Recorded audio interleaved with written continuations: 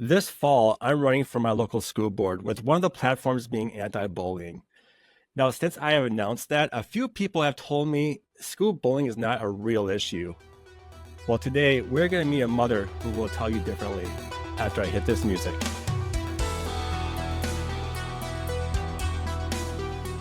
Joining me this week is a mother of a bullied child all throughout school, from elementary to high school.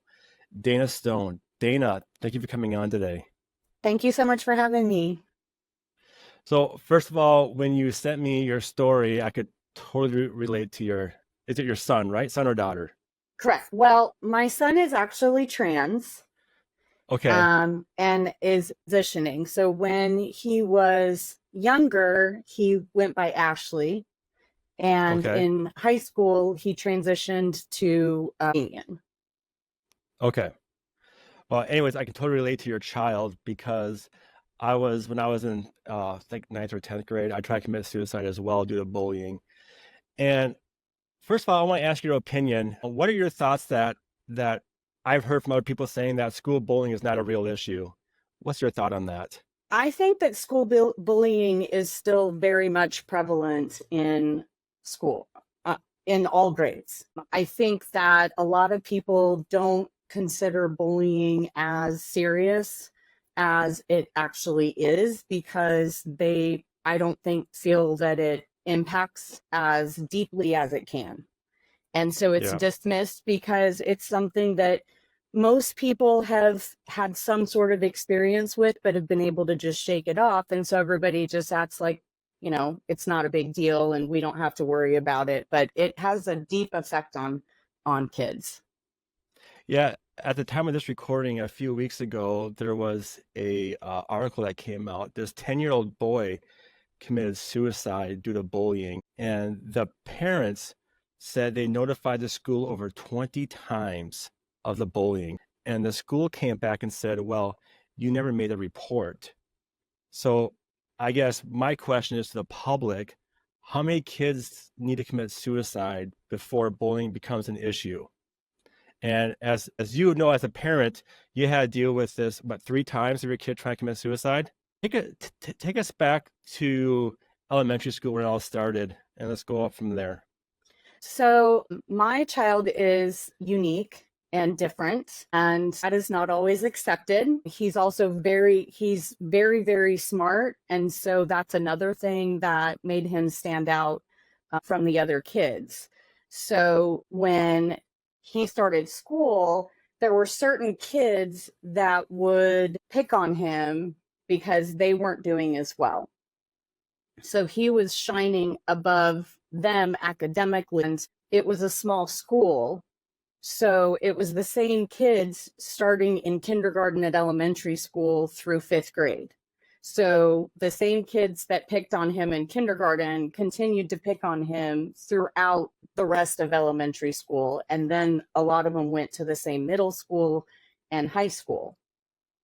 How did that how was that allowed to continue from kindergarten to fifth or sixth grade? I don't know when your kids go to middle school, but for me, it was always seventh grade for it was middle school. But Mm-hmm.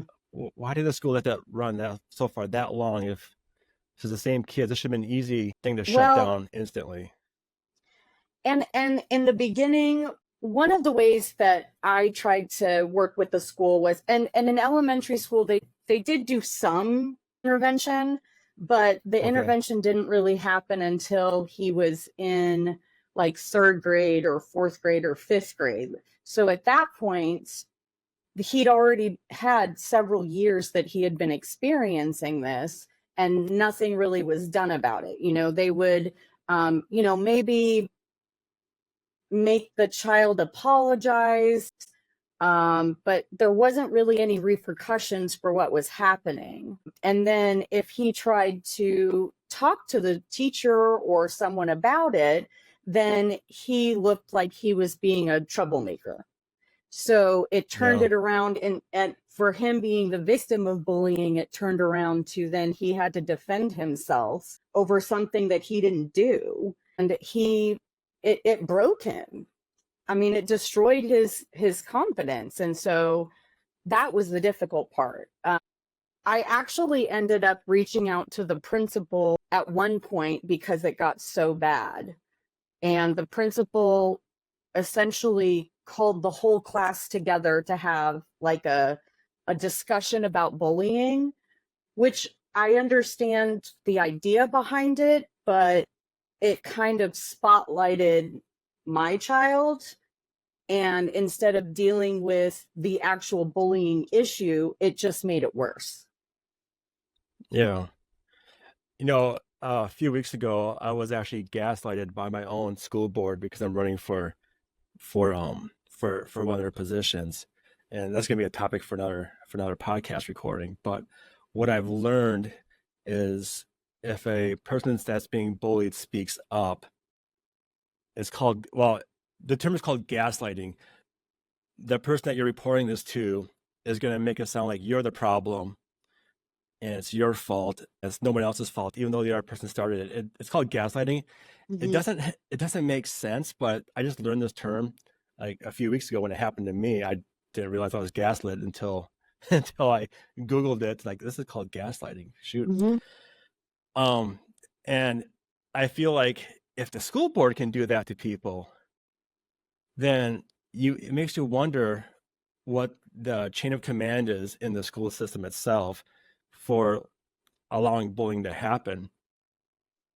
What did what did the teacher say to your child, if you remember that far back, when he reported that he was being picked on?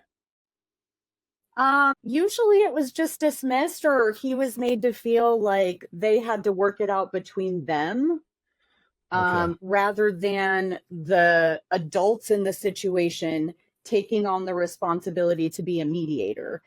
Like for me, looking back, I think that there needs to be communication not only between the kids, the teachers, and the staff of the school, but I think that the parents need to be involved as well. And I think that that's a big disconnect because Yeah.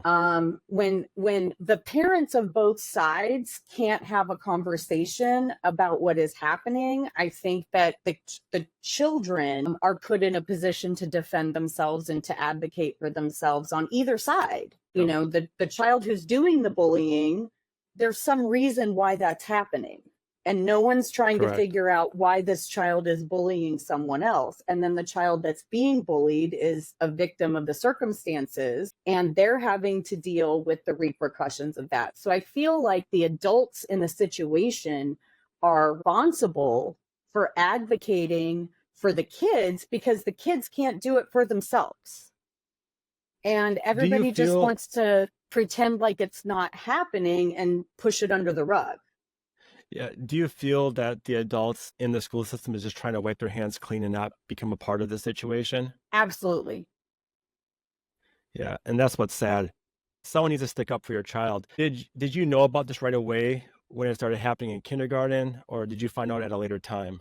I believe it, and that he's 19 now, so this is a long time ago. But we have a very close relationship, and I was a single mom for most of his life, and so we communicated very well, and he was very open Okay. with me. So I'm sure that he told me from the beginning, and the way that I would have approached it would have been, you know, to stand up for yourself, to let that person know that you don't like how you're being treated. So I make it very clear that you can only control yourself. You can't control what somebody else does to you, but also you need to advocate for your needs. So if you can educate people, because sometimes people do things and maybe not realize the impact, but if you educate them and they still continue the behavior, then where do you go from there? So Exactly. you have to walk away, or you need to take it to the next level, which in that case would have been talking to the teacher. Yeah. So did he started doing that when he as he got older and that got him even more picked on? He started advocating for So himself? when he was in middle school, that was when it was the worst. Um, And during that period of time, it was also just before COVID. So the whole dynamic of the culture at that time, like the stress level of people at that time, was heightened. He has a compulsive disorder where he pulls his hair. Okay.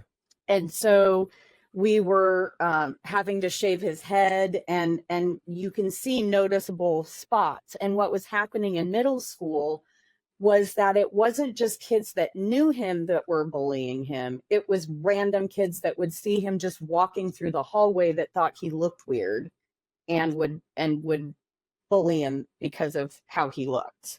And they Did would your son act. Go ahead, I'm sorry. did your son come home and tell you every time he was bullied? Or is that He kind of like once when he was very depressed and kind of told you? No, he talked to me about it. I Okay. could tell when he would come home and it would be a particularly bad day. We tried to put things in safeguards in place for him to help have a little bit of a barrier where I was able to get approval for him to wear like hats in school, because they couldn't wear hats, but he could wear a hat, and that way it would kind of cover up his hair a little bit to make him less of a target. But then kids would pick on him for wearing a hat because they didn't get to. So Correct. it's Yep. like you can't win. Did you talk to the school at that time as well? Did you talk to the school every time he was being picked on? I didn't talk to them every time. I talked to them when I recognized that it was ramping up and it was getting worse, and it would get to the point where I knew that it was going to have a strong impact on him. So I took it seriously, but I also wasn't going every single time something happened, because if I did that, we would be there. I mean, that would have been my full-time job. Well, and I see your point though too. If you dealt with it in elementary school and they didn't do anything, after a while you become that mom was like, oh, there's Dana complaining about her son being bullied, which is not, they kind of, which they shouldn't do. They should look into every single case. What what set your son off to the point where he was hospitalized? I think it was just a culmination of a lot of things, that he was just so broken down. He didn't have a lot of friends because he just didn't click with a lot of people. And so he got really depressed. He was dealing with anxiety.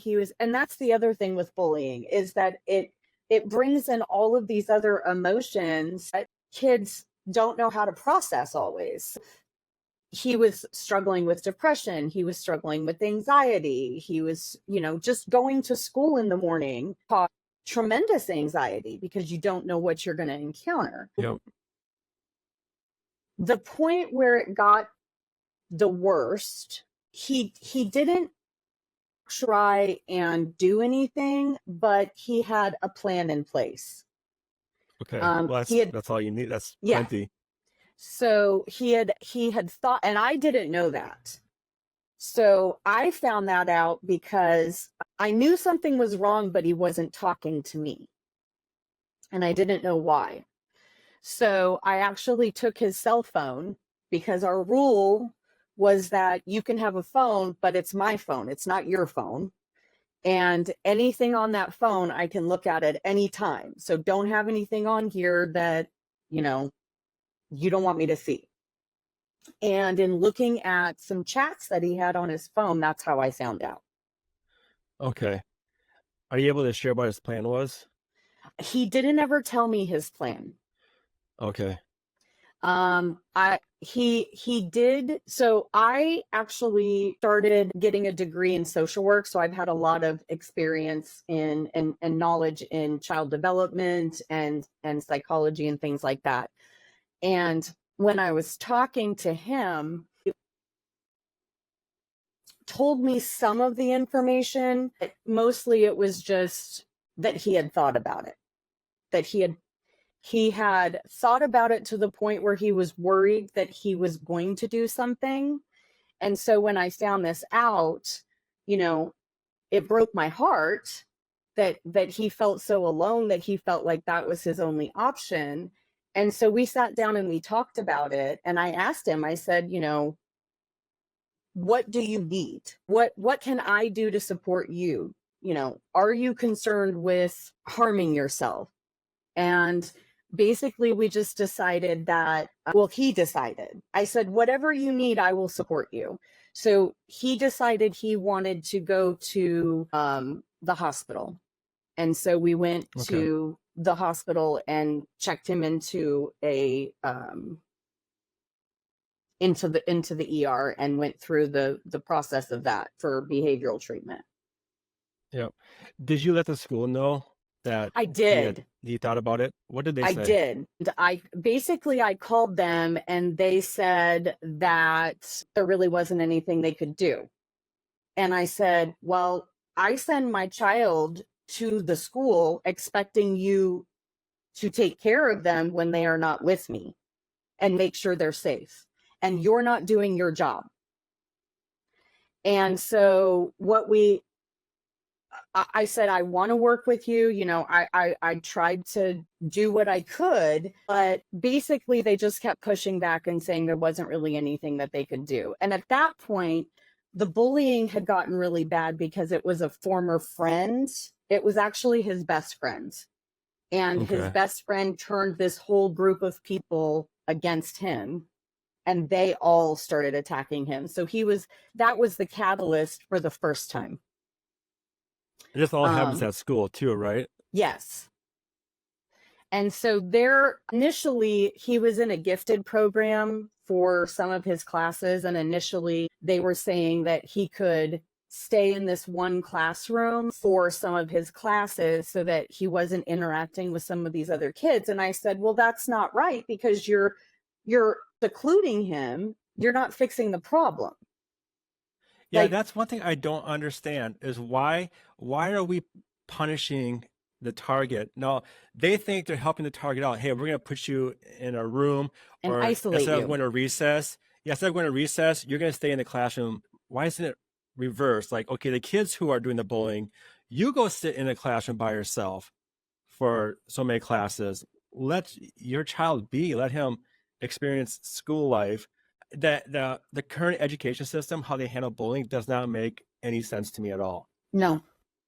And I'm not saying that there needs to be like a complete zero tolerance policy. I think that there could be a way that, like I said, that parents and students and staff could all work together to be able to come up with a solution Correct. to fix the problem. But ignoring the problem or hiding the problem is just perpetuating it. It's just rolling it into the next year and just pretending like it doesn't exist.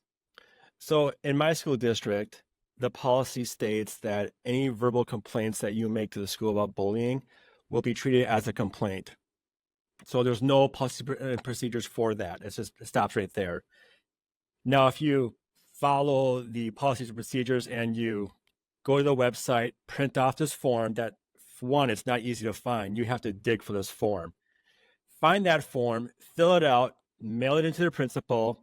They got 2 to 3 days to get back to you with something. They don't say what they're gonna do. But that's where the policy ends. It's just all a bunch of happy words, or like I don't know, like just like fill in words. It doesn't tell you anything. And I think that's the problem with the school districts is they don't have a clear policy. They don't tell their parents if your child is a victim of bullying or your child is a bully, these actions will be taken in this amount of time. And it doesn't have to be like, punishment. It can be as simple as, well, one, we're going to talk to each child and see what's going on. Two, we're going to come up with a plan for it not to happen again. And three, if it does happen again, this will be the next step. What's going to happen to the person who keeps doing it. And four, if you tell your friends about this is what's going to happen to you again. Because kids are not stupid. They may not bully your kid anymore, but they're going to tell their friends to do it because they just got shut down. Mm-hmm. And that's kind of what I experienced myself with the current school board. I had one of them go tell another school board member, and then he messaged me. Then I've realized, like, gosh, I was gaslit by an adult. I'm gaslit by a school board member who was afraid I'm going to take one of their people's spots.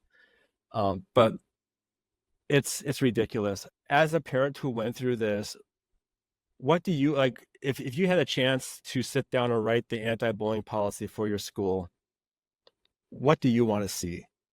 I mean, honestly, I truly think that it needs to be a combined effort between parents and students and the school. Like, we all have to work together. We're a community, you know? Like, Yep. the people that are in school right now, the kids that are in school right now, they're the future. They're in this period of time where they're still learning social norms. They're still learning interpersonal relationships.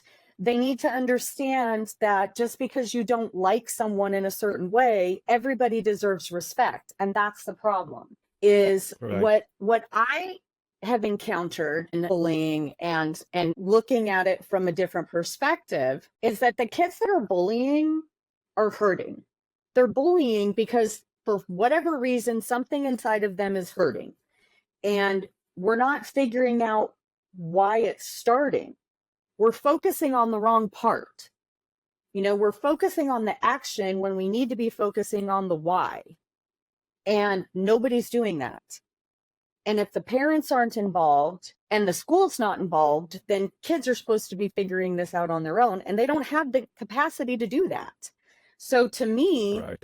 the best option is to get us all to work together and act as a community, and for adults to start acting like adults and just stop pretending like just because you drop your kid off at school for the day that your time as a parent has ended until you pick them up or they come home or whatever. Parents should always be involved in what's going on with their kids. Too many people now just don't want to be. They don't want to deal with it, or they don't Yeah. know what to do. So exactly. So you had to take matters in your own hands. Tell me about your child. Like, what did you do for your child to help him overcome the trauma of being bullied, and how is he doing now after high school? So we ended up having to take him out of school and do online school because it just got so bad and the school was not protecting him, and I did not feel like he was safe. And I was worried that he would actually go further, and I was not willing to let that happen. And I was lucky to, I was a stay-at-home mom at the time, and I could be there. So he did online school through our school district, which I had to fight for, because at the time that all of this happens, there's a certain period of time where they close enrollment for the school because it was at the beginning of the year, because they want to get the numbers for the schools because that's how they get funding. You know, And so at the time that this happened, it was in this transitional period of time where they were trying to tell me that they wouldn't allow him to participate in the online school program because they wanted his number in their school. that's so selfish. You know what, Sally, Yes. that's still going on today in our district too. Yes.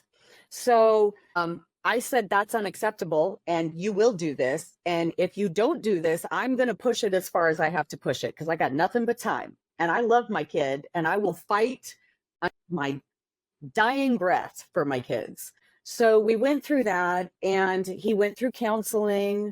We found some remarkable therapists. I worked with him at home. He ended up finding some friends and creating friend groups of people that were more alike with what he enjoyed. Like, he found people that had similar interests and hobbies. He started participating in a community teen group outside of school, which also gave him more self-confidence. And as his self-confidence increased and as he learned how to deal with processing the anxiety and emotions that he had, he got stronger and stronger and stronger. And when he Good. went to high school, it was much better. He still encountered bullying, but not to that extent. And at that point, it really didn't bother him anymore because he knew who he was. Yeah. He got his confidence built back up. He can take care of himself now, Yes. which is good. So he just finished his first year in college, and he just moved into his own apartment. He is happy, he is healthy, he is thriving. He is very confident. He knows who he is more than I did when I was in my early 40s, and he's 19. For the parent that is listening to this, or maybe a school employee, what is your advice to help to end bullying, or what is your advice for the parent to help their child who's dealing with the bullying? Like, what's like one big piece of advice you can give them? For the parent who wants to help their child who is struggling with bullying, remind them that people behave the way that they do because of their own brain. People have their own narrative, and you can't change that.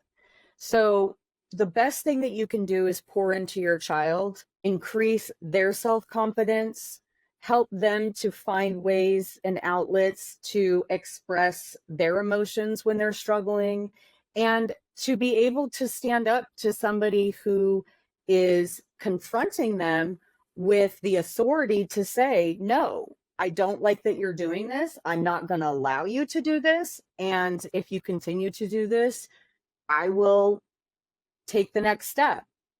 I think that if kids feel like they have an advocate, it makes them a lot stronger, but them being their own advocate is the best possible thing that they could do. Yeah. And what's your advice for the school? I think the schools really need to understand the impact that bullying has overall on kids. It's not just like somebody shoving you in a locker. It's not just somebody calling you a name. It's Even though somebody, that could start it off, right. that could start it off. Yeah. But that's how it starts, though. I feel like that's Yep. how bullying starts. Kids that bully continue to do it because they know they can do it. So if we stop it sooner and figure out the reason behind why they're doing this, it will cut down on the instances. And honestly, I really and truly believe that the kids that are bullying probably feel like they just don't have anybody listening to them. And that's how they're releasing their Well, aggression. and in some cases, that kid who's bullying could be being abused at home, and the school won't Exactly. look into that either. Right. You know. And that's exactly, and I think that we don't talk about mental health services in school nearly enough. And I think that it's something that we really need to pay more attention to. I think that when kids feel like they have somebody like a counselor or a teacher or some adult that they can talk to about what they're experiencing, who's really going to listen to them and not dismiss them as just being stupid kids, it makes all the difference in the world. They Yeah. just want to know that somebody cares and somebody's listening truly. Yeah. I do know in my school, the United Way, our local United Way, brought in a program called Hope Squad. I think they're only for middle school and high schoolers. So they're for kids who are on the verge of that have suicidal thoughts. So they can go talk to their peer who's on Hope Squad and kind of work that situation out. But what kind of bothers me though is the fact that we have a program that kids have to use when they get to that point of suicide. We need a program to prevent them to get to that point. And my personal feelings are, no, I started my own anti-bullying committee with my United Way, and it's moving a little slow, but they have other things to do. But I feel like we just don't take it. We don't view it as that important. I understand suicide is a big issue because once you do it, that's it. There's no turning back. But I think we can do better and attack it earlier instead of waiting towards that point. And for one, I think it's sad that we have a program that is to help other kids not commit suicide. It's sad that we're in a society that has that, and we shouldn't even have that. We shouldn't even have to worry about kids shouldn't have to have these kind of mental health issues, especially if they're brought on by bullying. And why should a kindergartner experience this at such a young age? And the school just let it happen because kids are being kids.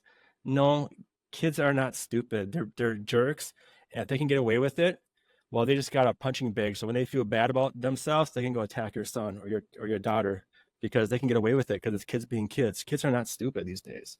Mhm. I As feel when I run for school board, I really want to change that. I like this has got to stop.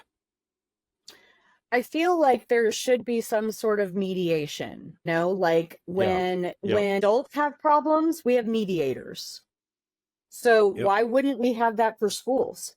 And that could involve students. It could be something where you have older students mentoring younger students, where an adult is in the program as well. Like, I think that getting more people involved in the process is the key to having a successful outcome.